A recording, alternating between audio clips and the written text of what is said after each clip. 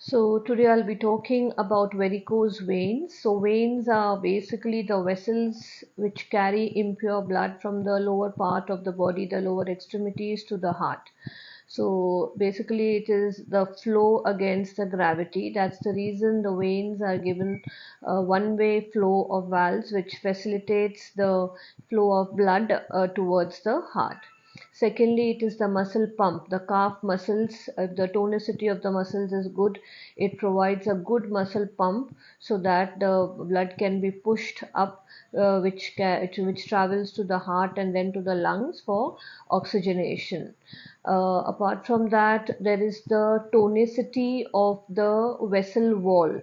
So it's pretty elastic, and this is how, because of this, the because of the the good vessel wall power, the blood can be it can be put to the heart. So either of these three factors which I spoke about, first is the vessel wall which is elastic, second is the muscle pump, and the valves are responsible for the good circulation so that the impure blood does not pool into the lower extremities. So in case any of these things are affected, then the pooling of blood, it happens in the lower extremities. So the ankles are swollen or the legs are swollen, and this gives rise to a lot of, say, pain, soreness, cramps, as well as pain behind the knee. So these are the common symptoms of varicose veins. Also the veins, they become torturous purple blue. You can see them like they are swollen apart, and along with that there are tiny superficial spider veins which are also visible. So it's very important to know what causes the backflow. Say why there is stagnation or pooling of blood into the lower extremities. It's basically because of, say, few things which we'll be mentioning here. It's the constant standing position.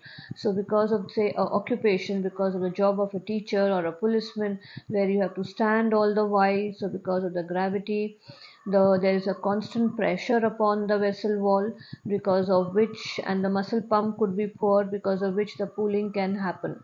And also in case the patient is obese or there is pregnancy, because of which there is an abdominal pressure, which is an added weight or pressure upon the lower extremities, can result in varicose veins.